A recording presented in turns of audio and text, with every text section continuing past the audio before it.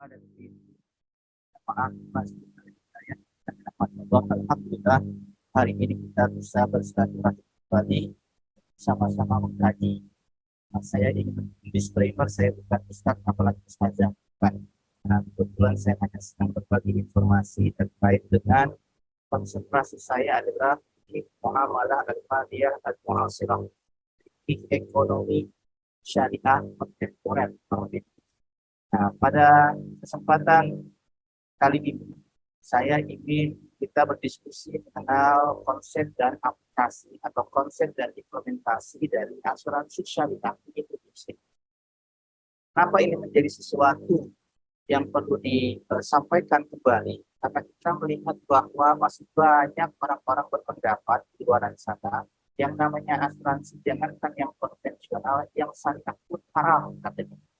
Karena asuransi itu katanya itu menggadaikan atau melawan dari takdir Allah, menjual nyawa orang untuk dikomersialisasikan dan segala macam. Padahal apa yang diperintahkan oleh Allah Subhanahu wa taala dalam salah satu firman-Nya, a'udzubillahi minasyaitonirrajim, bismillahirrahmanirrahim, ta'awanu 'alal birri wat taqwa wa la ta'awanu 'alal itsmi wal 'udwan. Perintah Allah itu salah satunya adalah memerintahkan kita saling menolong. Tidak saja dalam keadaan senang, tapi juga dalam keadaan sulit. Apalagi ketika kita menghadapi pandemi, pasca pandemi, dan krisis ekonomi. Kita memasuki krisis ekonomi. Cuma Indonesia tidak begitu merasakannya. Akibat perang antara Ukraina dengan Rusia, antara perang ekonomi antara Amerika dengan China, itu terasa di luar negeri. Karena mereka bermainnya volumenya tinggi dan segala macam, sementara kita masih volumenya kecil dan rata-rata adalah yang mikro. Nah, oleh karena itu kita perlu mengenal lebih dalam apa yang dimaksud dengan konsep asuransi syariah di Indonesia. Saya ingin garis bawahi kata-kata di Indonesia. Kenapa? Karena apa yang diimplementasikan di Indonesia oleh teman-teman industri itu patokannya adalah fikih yang diterapkan di Indonesia. Bukan yang diterapkan di Arab Saudi, bukan yang diterapkan di Bahrain, bukan yang diterapkan di Malaysia, bukan yang diterapkan di negara-negara lain. Bahkan implementasi kontemporernya itu tidak sama persis dalam kitab-kitab kuning. Nah, kenapa? Karena dalam kitab-kitab kuning itu belum ada konsep atau teknis yang seperti hari ini. Nah, ya, jadi kita berbeda. Berbeda dalam pengertian kita sesuaikan dengan konteksnya. Bukan berbeda dalam arti melawan hukum Allah. Justru kita mengikuti hukum Allah.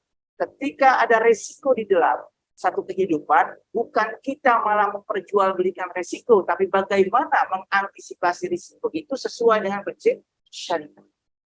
Bahkan Bapak Ibu yang dirahmati Allah, konsep asuransi yang ada dalam perusahaan-perusahaan asuransi syariah saat ini di Indonesia itu sesungguhnya telah kita terapkan dalam kehidupan sehari-hari. Contoh, ketika ada orang yang meninggal dunia di lingkungan tempat tinggal kita, orang-orang rame-rame datang takziah. Selain takziah, mereka dengan sukarela menyisihkan sebagian harta mereka, gitu kan, masukkan dalam amplop, kemudian bertakziah. Sebelum ketemu si mayit atau setelah bertemu dengan si mayit, setelah kita mendoakan, kita cari baskom, betul apa enggak? Nah, kita cari ember atau apapun itu yang ditutupi kelambu atau apapun itu, ya kan? Kita masukkan uang kita di situ. Itu adalah bentuk bagian dari ta'awanu 'alal birri wat taqwa. Bagian dari prinsip asuransi syariah yang diterapkan di Indonesia. Contoh lain, ketika kita ada dalam musola atau masjid seperti hari ini, ada kotak amal lewat. Itu sama konsepnya dengan prinsip asuransi. Itu kotak lewat kan nggak kayak jalan tol, ya nggak? Kita berharap dia berhenti terus tuh. Setiap orang lewat, dia dianggap sebagai pintu masuk tol. Masukin kita centengan, ya nggak? Yang diniatkan itu apa? Diniatkan untuk memakmurkan masjid atau musola tersebut untuk segala macam kegiatan. Nah, hanya dalam konsep asuransi syariah, apa yang disisihkan oleh kita, yang kita masukkan uang dalam kencelengan itu, kita niatkan sejak awal. Kalau ada di antara kita ada yang terkena musibah, maka kita akan bantu orang tersebut dengan dana yang telah kita persiapkan sejak awal. Niatnya sama. Bahkan kalau kita lari lagi lebih lanjut pada masa Rasulullah Shallallahu Alaihi Wasallam, konsepnya tidak sama persis, tapi substansinya sama, ta'awanu 'alal birri wat taqwa. Yang pertama, ketika ada peristiwa pembunuhan yang dilakukan secara tidak sengaja, ya, tidak direncanakan, ya. Nah, ada satu hukum kebiasaan di Arab jahiliyah yang kemudian diadopsi oleh Rasulullah SAW, sesuatu yang diperkenankan dilanjutkan. Itu apa? Kalau pembunuhnya, kalau ada yang terbunuh akibat satu pembunuhan yang tidak dilakukan secara berencana, di ghairi amadin, dalam fikihnya begitu, maka keluarga si pembunuh wajib menanggung dan menjamin kehidupan keluarga dari orang yang terbunuh. Nah, ada penjaminan kesejahteraan. Itu bagian dari ta'awanu 'alal birri wat taqwa. Dalam case yang lain di Arab zaman dahulu juga, ada orang-orang kemudian dalam satu kafilah keluar dari kota Mekah untuk melakukan perjalanan perdagangan. Lalu orang-orang itu membawa perbekalan masing-masing. Kalau di antara para orang yang berjalan ini, perbekalannya itu ada yang sudah sedikit atau bahkan habis, maka yang dilakukan oleh para pimpinan kaum tersebut adalah dia akan menggelar kalau saya dulu waktu di pesantren kan sama tuh Pak, kurang lebih. Kalau kami menjelang tanggal 1 itu pasti udah krisis ekonomi. Orang tua udah nyetor uangnya ke rekening kita sebagai anaknya, tapi udah habis tuh tanggal 10. Tanggal 11 udah napasnya tuh Senin Kamis. Sehingga kami karena menyadari hal itu yang kami lakukan adalah kami ambil daun pisang, kami tebang daunnya, kami gelar. Kemudian masing-masing orang itu akan menyawer masing-masing nasi. Kemudian akan mencampurkan semua lauk pauknya, sehingga dicampur semua jadi satu. Nggak ada yang ketahuan siapa yang tidak mencampur nasinya, siapa yang tidak punya lauknya. Pokoknya semua orang diminta untuk makan bersama-sama. Itu dalam konteks ta'awanu 'alal birri wat asuransi juga. Nah, hanya kemudian Bapak Ibu, konsep asuransi ini dibuat lebih sistematis lagi. Caranya gimana? Contoh seperti tadi. Kita dalam satu ruangan ini punya komit yang sama, punya visi misi yang sama, ingin menjalankan perintah Allah, ta'awanu 'alal birri wat taqwa wa la ta'awanu 'alal ismi wal 'udwan. Yang kita lakukan apa? Yuk kita berkomitmen untuk menyisihkan sebagian dari harta kita yang kita komitmenkan untuk membantu. Kalau ada yang di antara kita terkena musibah ini, kita bantu dia dengan dana sebagian dari yang telah kita kumpulkan tadi di awal. Misalnya dari ujung sebelah kiri diedarkan tuh kotak amal terus sampai paling ujung terakhir. Yang sudah punya komitmen kebersamaan bahwa kalau di antara kita ada yang terkena musibah, maka orang yang terkena musibah tersebut akan kita bantu. Udah terkumpul nih uang, yang udah ada kok komitmen tersebut. Hanya kemudian masalahnya, kan kita belum tahu kapan musibah terjadi dan siapa yang terkena musibah. Sementara dana sudah terkumpul dan kita lakukan itu komitmennya secara periodik, gitu kan? Tiap hari atau tiap bulan kan gitu. Dana sudah terkumpul, sementara kita belum tahu siapa yang terkena musibah dan kapan kan gitu. Sehingga apa? Kita ingat ada satu ayat lagi di dalam Al-Qur'an yang mengatakan bahwa alladzina yaknizuna dzahaba wal fiddah wa la yunfiqunaha fi sabilillah fabashshirhum bi'adzabin alim. Orang-orang yang menyimpan emas dan perak dalam pengertiannya adalah sebagai harta, wa la yunfiqunaha fi sabilillah, dan tidak membelanjakannya di jalan Allah. Membelanjakan di jalan Allah itu maknanya bukan hanya sedekah, bukan hanya bayar zakat, bukan hanya bayar infak, bukan hanya bayar wakaf. Tapi kita membeli peralatan seperti ini dalam rangka dakwah, jihad fi sabilillah. Kita beli kacamata untuk membaca ilmu pengetahuan, membaca Al-Quran, apalagi itu juga adalah infak fi sabilillah. Kita membeli pakaian untuk menutup aurat, bukan untuk membuka aurat, itulah adalah fi sabilillah. Kita membeli sajadah, kita membeli karpet, kita membangun bangunan untuk menjalankan ibadah kita, itu adalah bagian dari sabilillah. Nah, sehingga pengertiannya adalah kalau kita punya harta, lalu harta itu hanya disimpan di bawah kasur, itu, kemudian nggak diapa-apain, cuma ditengok gitu aja, nggak diinvestasikan, nggak dijadikan sebagai modal kerja, tidak dipinjamkan, tidak dijadikan apapun, cuma dilihat gitu aja, dimasukin dalam foto kita, kemudian kita pasang di profile picture WhatsApp kita atau media sosial kita. Ini adalah harta. Nah, itulah yang dimaksud dengan iktinas, penimbunan harta. Atau lebih kontemporer lagi, misalnya kalau kita beli tanah, udah punya rumah, tapi mau investasi tanah. Beli tanah di mana-mana, tapi tanah itu tidak diapa-apain. Orang mau minjem nggak boleh, orang mau garap nggak boleh, kita nggak sewain juga, kita nggak tempatin juga, nggak diapa-apain di tanah, itu bagian dari iktinas. Penimbunan harta. Kata Allah, kalau ada orang yang seperti itu, yang melakukan iktinas, penimbunan harta, la yanfikuna fi sabilillah, fabashirhum, berikan mereka kabar gembira, kata Allah. Berupa apa? Bi'azabin alim, dengan azab yang sangat. Bahkan dalam ayat berikutnya dikatakan nanti di akhirat kelak, harta-harta yang diangburkan tadi itu akan dikalungkan dalam keadaan panas membara kepada tubuh orang-orang yang melakukan iktinas. Biar dia merasakan bagaimana pedihnya ketika mendapatkan amanah harta tapi tidak dimanfaatkan dengan sebaik-baik. Nah, ketika ada larangan iktinas tadi, penimbunan harta tadi, sementara tadi kita sudah punya niat yang baik untuk mengumpulin harta, nah, ada seperti irisan di sini. Kita ada niat mengumpulin harta, sudah terkumpul untuk membantu orang lain, tapi belum tahu waktunya siapa yang kena dan kapan waktunya. Sementara di ayat yang lain tidak boleh ada harta yang diangburkan, maka ada kewajiban kita untuk apa? Tetap memproduktifkan harta yang telah kita kumpulkan tadi, walaupun dengan niat baik untuk dihibahkan kepada mereka yang terkena musibah. Artinya apa Bapak Ibu? Setelah kotak itu beredar, terkumpul uang, itu uang tidak boleh nganggur. Tidak boleh nganggur. Makanya saya kalau dalam konteks masjid atau mushola, uang yang telah terkumpul tidak boleh disimpan dalam lemari.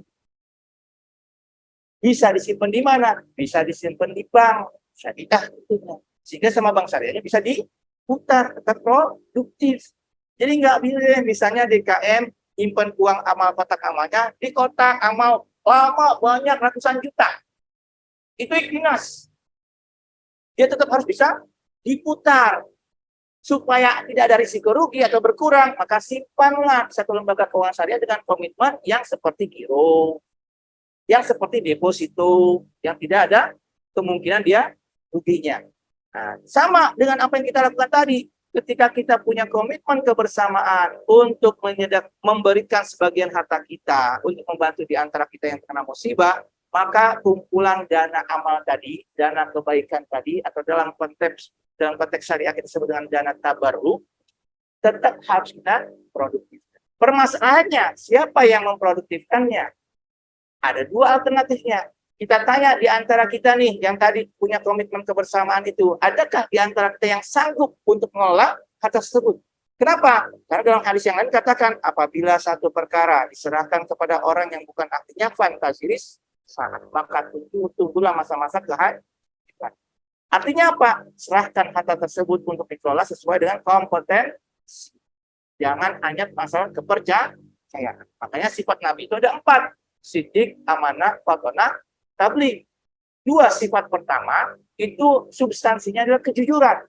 Sifat yang pertama namanya sidik. Sahabat Rasulullah yang pertama kali mendapatkan gelar as-siddiq atau satu-satunya mendapat gelar as-siddiq adalah Sayyidina Abu Bakar. Kenapa? Karena beliau membenarkan bahwa Muhammad adalah Rasulullah SAW. Artinya apa? Beliau jujur kepada Allah bahwa Muhammad adalah Rasul. Yang kedua, sifat Nabi apa? Amanah. Artinya apa? Dapat dipercaya. Kalau dapat dipercaya, kenapa seseorang itu dianggap dapat dipercaya atau bisa dibilang sebagai orang yang dapat dipercaya? Karena dia jujur kepada sesama manusia. Gelar Al-Amin yang diterima oleh Rasulullah SAW itu karena 2 hal.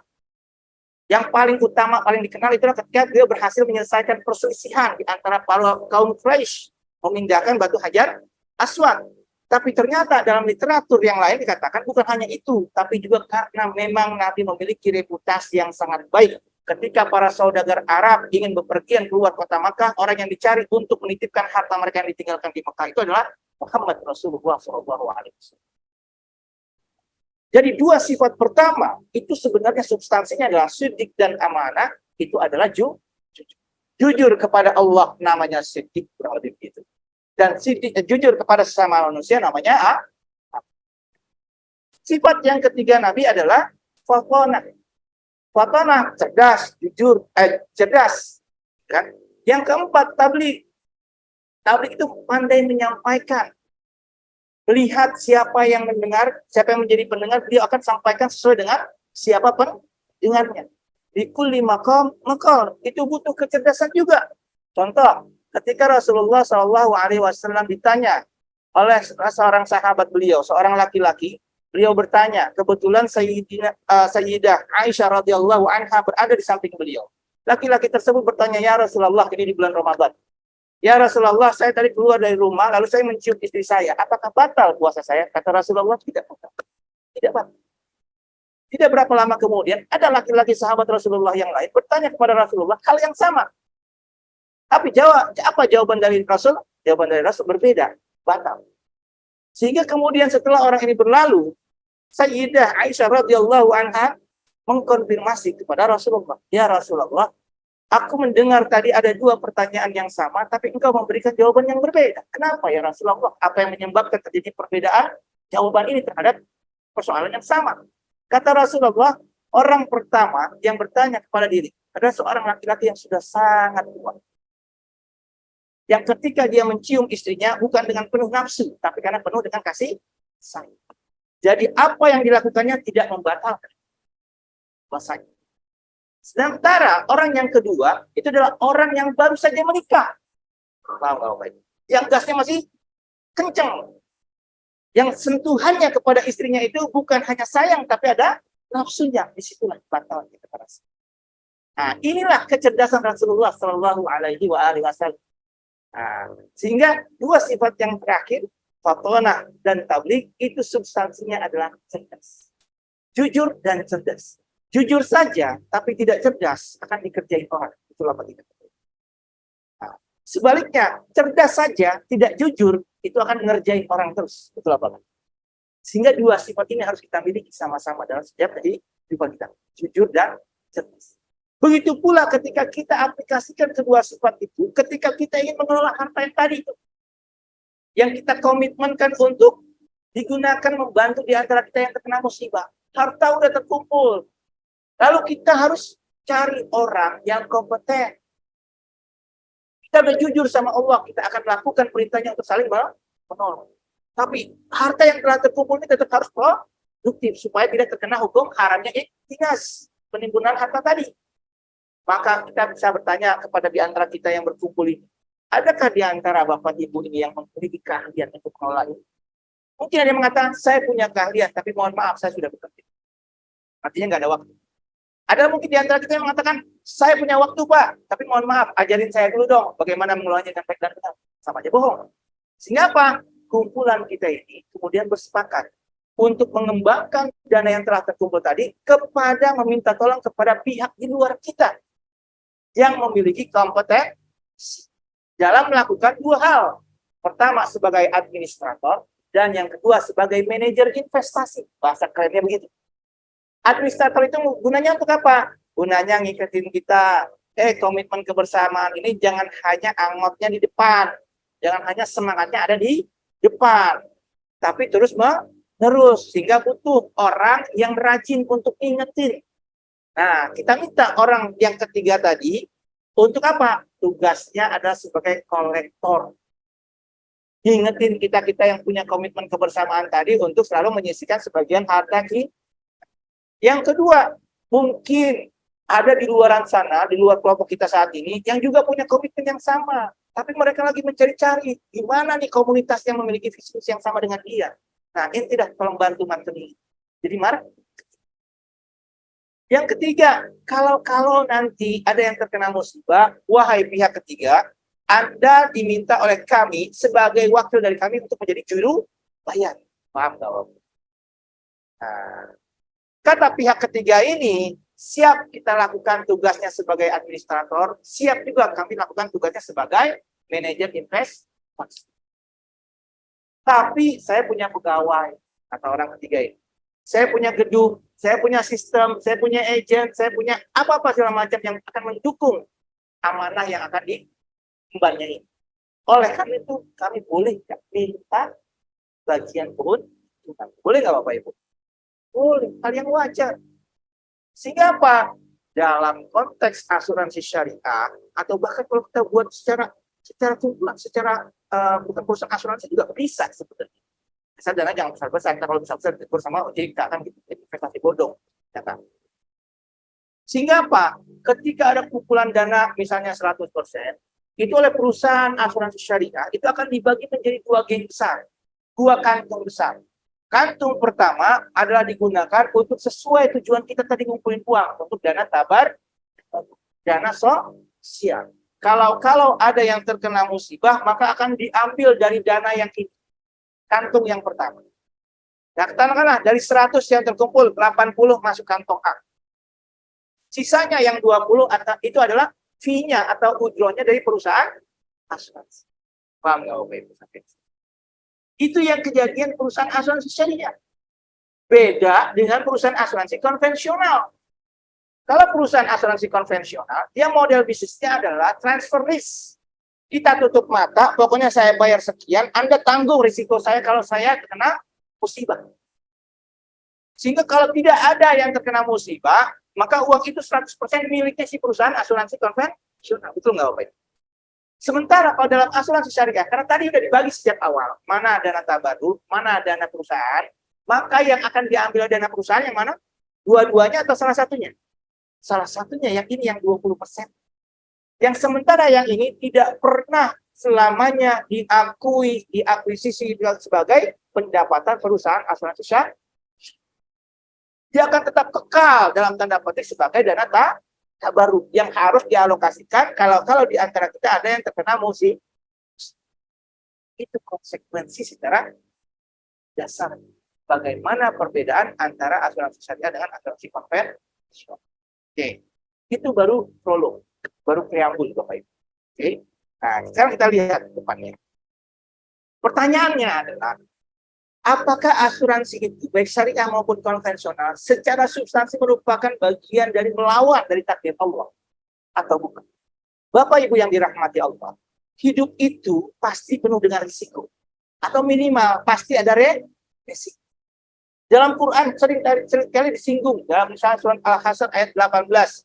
A'udzubillahi minasyaitonirrajim. Bismillahirrahmanirrahim. Ya ayyuhalladzina amanu taqullaha wal tanzur nafsum ma qaddamat lighad. Hendaknya setiap jiwa itu memperhatikan apa yang telah dia lakukan di masa lalu dan saat ini untuk menghadapi masa. Artinya apa? Secara substansi ayat ini mengingatkan kepada kita, hidup ini ada resiko. Kita nggak tahu apakah selepas kita selesai mengikuti pengajian ini, kita keluar dalam keadaan hidup atau mati. Apakah kita matinya husnul khatimah atau su'ul khatimah? Makanya jangan pernah bermain-main untuk berbuat maksiat. Karena bisa jadi 90% hidup kita ahli ibadah. Pas meninggalnya lagi berbuat maksiat. Berarti husnul khatimah atau su'ul khatimah. Paham nggak? Sebaliknya, mungkin 90% maksiat. Tapi ketika ajalnya hendak menjemput, itu dia tidak tahu kapan ajal itu dia akan datang. Dia sedang berbuat kebaikan. Matinya su'ul khatimah atau husnul khatimah. Paham nggak? Kita cerita bagaimana seorang wanita kasus silam yang kemudian kata Rasul masuk surga hanya gara-gara memberi air minum kepada anjing yang sedang kehausan. Jadi jangan pernah mencoba-coba untuk berbuat kecil. Karena kita tidak tahu kapan malaikat Israel mampir ke kita untuk sekedar mencabut nyawa. Tapi itu akan menentukan husnul khatimah atau su'ul khatimah. Oleh karena itu, balik lagi, ketika Al-Quran sudah mengisyaratkan bahwa hidup ini ada risikonya, maka risiko ini harus kita antisipasi. Bukan kita malah biarkan.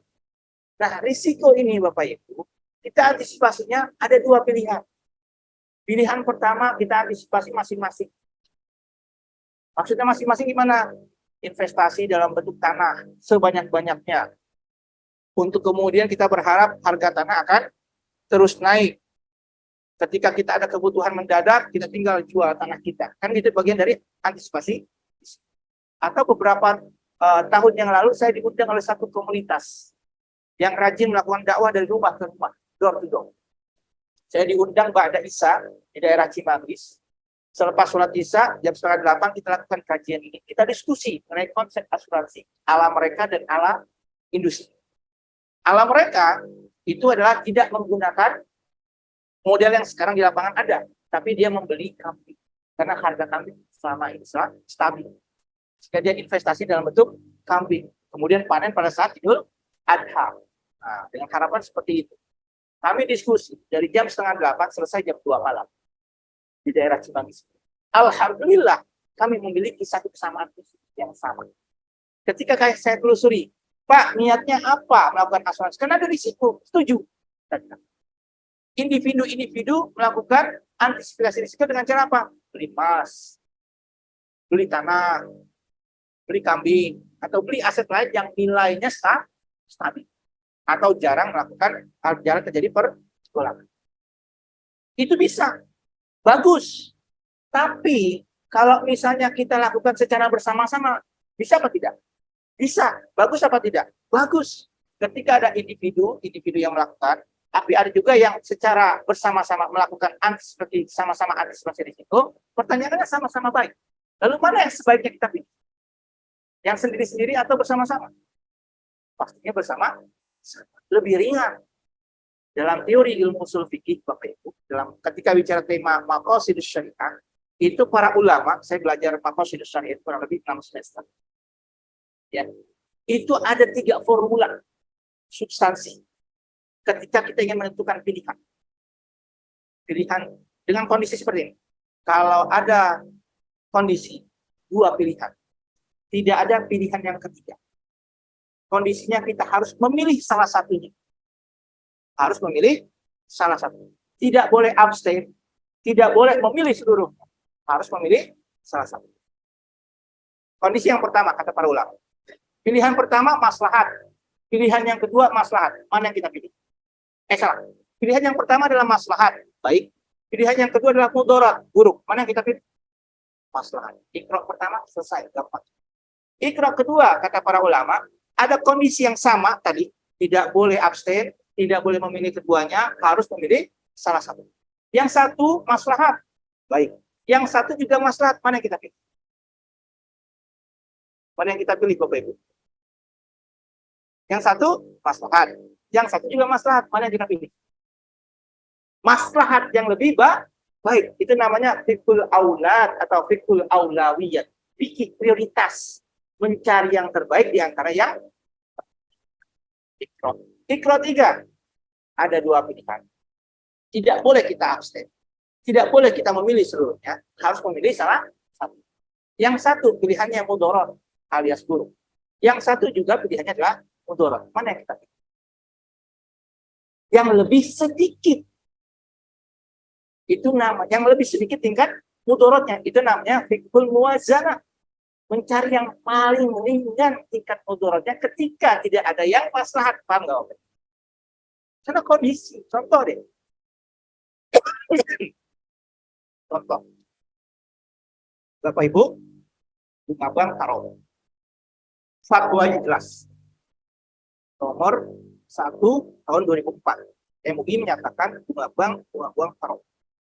Lalu Bapak Ibu kerja di satu institusi. Kata manajemen, Anda menjadi pegawai kami, baik kontrak ataupun tetap, silakan buka rekening. Dan rekeningnya hanya di bank konvensional. Hanya bank konvensional, berarti ada bunga dong. Timbul kegalauan dalam kita. Iya nggak?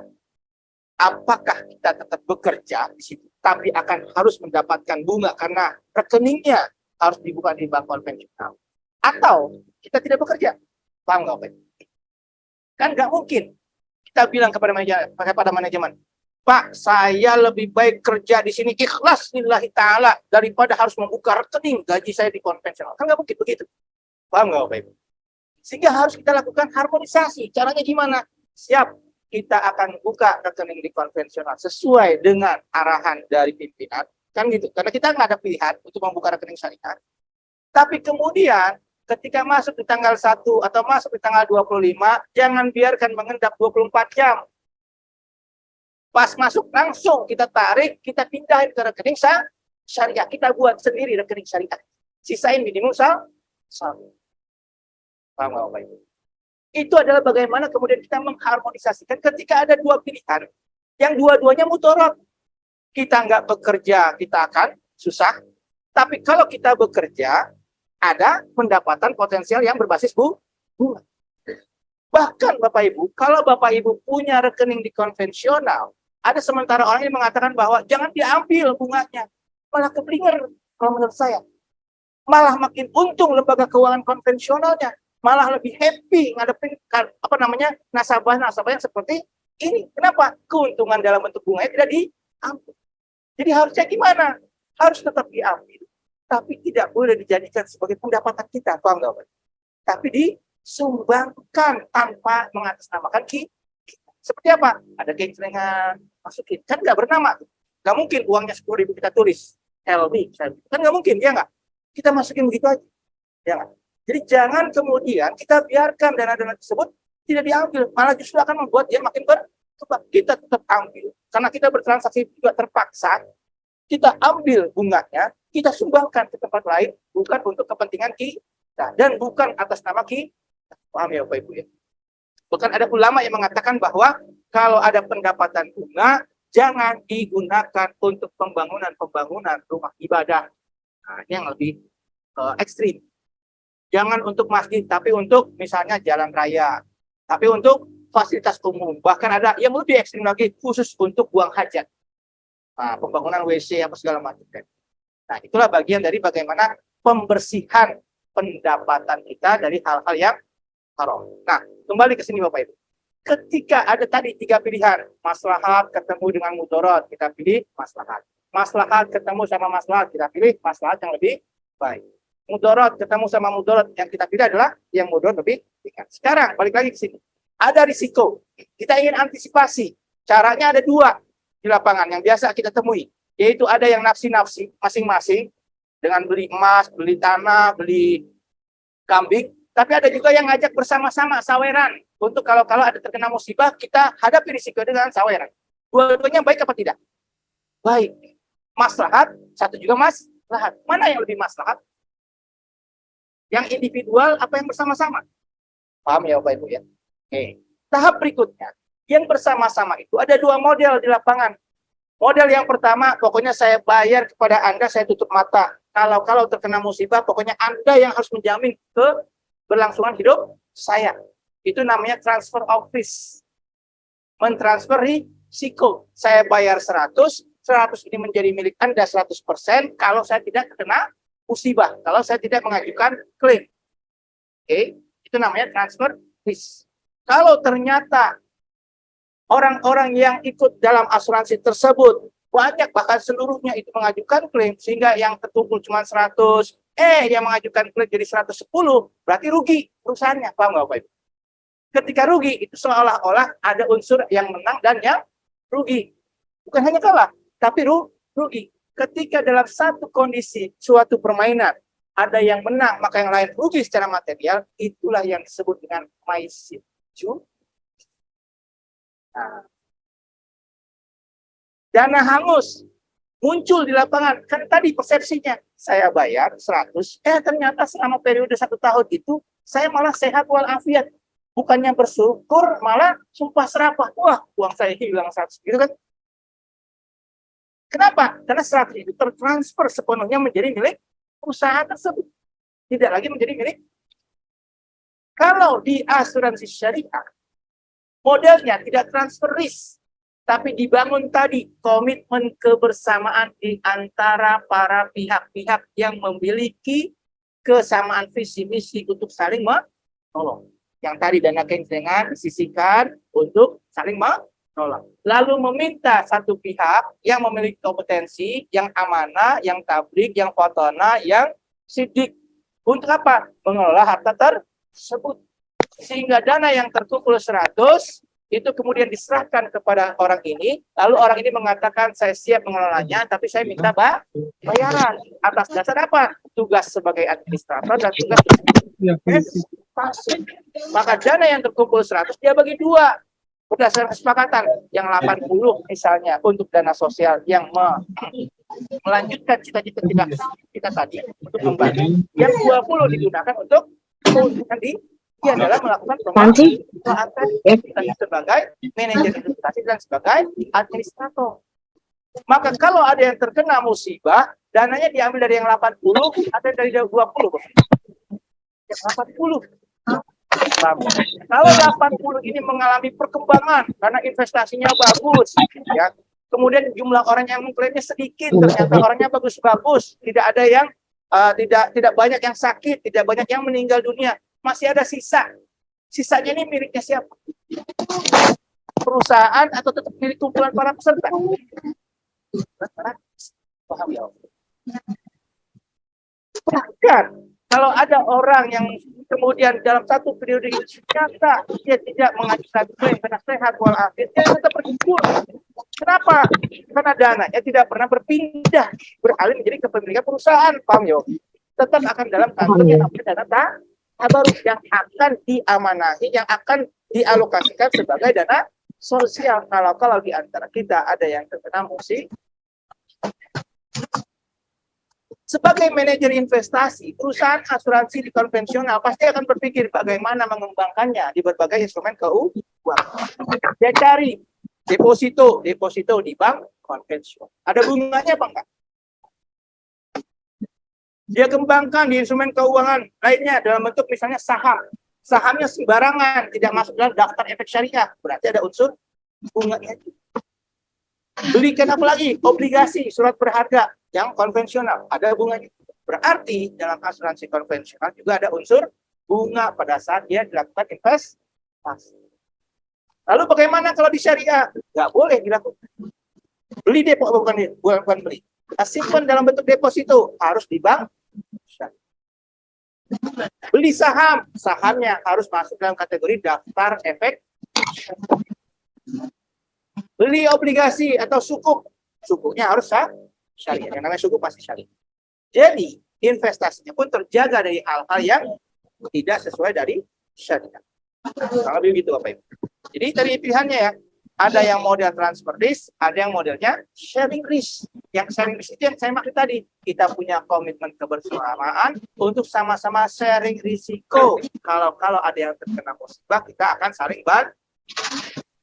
Sebenarnya model yang kita lakukan kan seperti yang tadi saya sampaikan, sudah kita lakukan ketika ada orang yang meninggal dunia di lingkungan kita. Nah, misal ada yang meninggal dunia pas di tengah-tengah liburan panjang. Satu kompleks itu rata-rata pendatang. Bayangin, nyolatinnya aja susah karena imamnya lagi pulang kampung. Saya pernah ngalamin gitu di satu lingkungan. Ada yang sampai untuk memandikan jenazahnya saja sulit. Kenapa? Karena orang yang terbiasa memandikannya tidak ada, sedang pulang kampung. Apalagi ketika orang bertakziah sangat jauh. Orang yang tetap ada itu, tetap dia memberikan takziah, dia memberikan sebagian keuntungan, sebagian hartanya untuk membantu. Tapi belum nendang, belum begitu nendang. Bayangkan kalau kita rencanakan itu jauh-jauh hari. Sehingga apa? Ketika ada yang terkena musibah, dananya sudah cukup besar. Sudah kita persiapkan jauh-jauh hari. Sehingga yang kita berikan kepada orang yang terkena musibah itu akan sangat membantu. Itulah perlunya kita seperti model asuransi syariah. Yang berikutnya Bapak Ibu, yang perlu kami sampaikan, tadi sempat disinggung juga, ada apa dengan asuransi konvensional? Toh niatnya sama-sama baik, betul apa enggak? Asuransi konvensional niatnya jelek atau buruk? Baik kan? Kalau terkena musibah, kita bantu kan gitu. Sama, niatnya sama-sama baik. Hanya inilah bedanya antara fikih ibadah sama fikih muamalah. Masalah niat. Kita sholat tadi zuhur, ibadah atau muamalah? Ada. Sholat zuhur misalnya 4 rakaat tapi 1 jam tanpa niat. Jadi nggak tuh sholat zuhur? Jadi nggak Bapak Ibu? Tanpa niat, terserah. Niatnya dilafalkan dalam hati, terserah ya. Saya nggak akan masuk ke perbedaan itu. Tapi pertanyaan saya adalah, Kalau kita sholat fardu atau sholat sunnah tanpa niat, jadi nggak tuh sholat fardu atau sholat niat, sholat sunnah? Enggak. Walaupun sholat subuh 2 rakaat kita lakukan selama 1 jam, tapi kalau tanpa disertai dengan niat kita melakukannya, tidak jadi. Kenapa? Karena rukun ibadah itu nomor 1 adalah beda halnya dengan muamalah. Bapak Ibu silakan cek, rukun jual beli, ada nggak niat? Nomor 1 nggak ada. Nomor 2 nggak ada. Nomor 3 nggak ada. Nomor 4 nggak ada. Nggak ada satupun dari salah satu rukun jual beli itu yang menyebutkan tentang adanya nih. Artinya apa? Dalam muamalah itu niat tidak menjadi sesuatu. Paham ya, Bapak Ibu? Tidak menjadi sesuatu yang membuyarkan transaksi tersebut. Selama rukun dan syarat terpenuhi.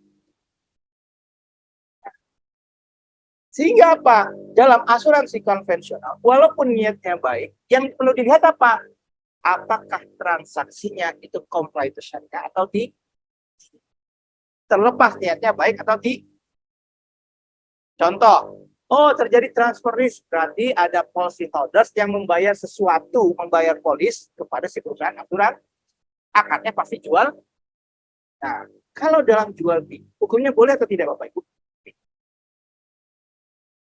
Saya asumsikan sudah pernah ada pembahasan fikih jual beli. Nah, yang namanya jual beli, hukum asalnya kan boleh Bapak Ibu. Nah, hanya dalam jual beli itu menuntut karakter fikihnya yang menuntut adanya kepastian. Kalau ada ketidakpastian, maka jual belinya berubah menjadi transaksi goror. Dan transaksi goror, kata Rasulullah SAW, hukumnya loh, kok goror Pak? Karena Ibnu Hazm dalam kitab Al-Muhalla, dia mengatakan, yang dimaksud dengan goror itu adalah al-bai' la yadri ma ba'a wal mushtari la yadri mashtara. Penjual dan pembeli sama-sama tidak tahu apa yang sedang ditransaksikan. Artinya apa? Pastikan 4 unsur ini pasti tepat Bapak Ibu. Apa saja? Kalau kita mau melakukan transaksi jual beli, pastikan kualitas objek transaksinya jelas di depan. Bahasa hari ini spesifikasi objek transaksinya harus jelas. Kalau tidak jelas jatuhnya haram. Yang kedua, harus jelas kuantitasnya. Jumlah objek transaksinya harus jelas. Yang ketiga, harus jelas harganya. Kalau tidak jelas, jadi hak. Yang keempat, harus jelas serah terima hak dan kewajiban. Kalau nggak jelas, jatuhnya jadi haram. Contoh, saya makan di rumah makan, kebiasaan kita makan dulu atau nanya dulu berapa harganya. Tanya dulu, datanglah ke warteg. Kalau ke macam-macam kayak rumah makan modern, kayak misalnya apa gitu ya, fried chicken apa segala macam, jelas ya harganya sekian-sekian. Kalau kita masuk ke sebuah warung sederhana gitu ya, yang kita datang langsung makan, pesan ini, abis itu makan, selesai makan baru nanya berapa harganya. Ada yang kayak gitu? Nah, banyak apa sedikit? Pertanyaan saya, itu transaksinya jual beli atau bukan? Jual beli. Balik lagi ke filosofi pertama landasan 4 yang dasar tadi. Udah jelas belum kualitasnya? Udah dong. Sekarang kita rasain. Iya enggak? Iya enggak? Udah jelas belum kuantitasnya? Jelas. Iya enggak? Udah jelas belum hak dan kewajibannya? Jelas. Udah jelas belum harganya? Kata Ibnu Hazm, kalau dari salah satu 4 unsur ini dalam suatu transaksi jual beli ada yang tidak jelas, maka transaksi jual belinya jadi goror, yang berarti haram. Wah, warteg jadi haram segala macam. Dulu Pak, sabar. Saya bisa duduk sama warteg. Sabar. Sehingga jangan heran kalau kita baca di berita-berita viral, ada orang yang protes dengan pedagang-pedagang yang di Yogyakarta tuh. Makan cuma segini kok tiba-tiba dihajar 800.000. Di satu pantai di Banten juga protes ya kan, viral beritanya. Kenapa cuma makan begini yang biasanya cuma 80.000 jadi 800.000? Kenapa? Karena tadi dia tidak ngikut pada apa yang diperintahkan oleh syariah. Nanya dulu kalau belum tahu, fasalu ahla dzikri kuntum la ta'lamun. Sehingga Bapak Ibu, caranya adalah untuk menghindari transaksi yang haram tadi. Caranya gimana? Pertama, ini alternatif paling pertama nih. Cari rumah makan yang sudah tersedia informasi menu plus harga. Aman. Aman. Yang pertama. Yang kedua, kalau nggak ada yang kayak begini, kita masuk ke rumah makan yang bentuknya prasmanan, terhidang dulu, kita ambil dari ujung sampai ujung sebelah sana, dicegat sama kasir. Rasanya itu seperti sadis banget ya, belum kita makan udah dicegat sama kasir. Jadi tahu harga atau belum? Sebelum kita makan, udah tahu harga dong. Boleh apa enggak? Mantap. Ya enggak? Alternatif yang ketiga, jangan makan di tempat, tapi dibungkus. Paham nggak, Ibu? Bolehkah kita membungkus makanan tanpa membayar dahulu? Atau minimal nggak tahu harga? Pasti kalau bilang, bungkus dulu ya, kalau ada kosan gitu. Bungkus dulu ya, Pak ya. Kita bayar minggu depan kalau udah ada kiriman. Kan gitu ya. Nah, tapi ketahuan nggak harganya? Ketahuan. Paham nggak, Pak Ibu? Itu dia yang keempat. Yang ketiga, alternatif yang paling terakhir, carilah rumah makan yang memiliki reputasi yang baik. Walaupun kita tidak tahu harga, tapi rumah makan tersebut tidak pernah rekornya itu jelek, tanggal Pak. Tidak pernah ada berita rumah makannya ini membuat mengeksploitasi ketidaktahuan dari tanggal Pak. Kita tahu misalnya, saya bukan promosi ya, rumah makan Padang sederhana, kan terkenal tuh. Pernah nggak ada berita viral tentang kejelekan rumah makan ini? Yang kita tahu adalah rumah makan namanya sederhana. Yang sederhana itu namanya, harganya nggak sederhana. Paham nggak Bapak Ibu ya? Nah, jadi ketika kita masuk ke tempat tersebut, kita udah tahu konsekuensinya, siapin dompet tebel, kan gitu.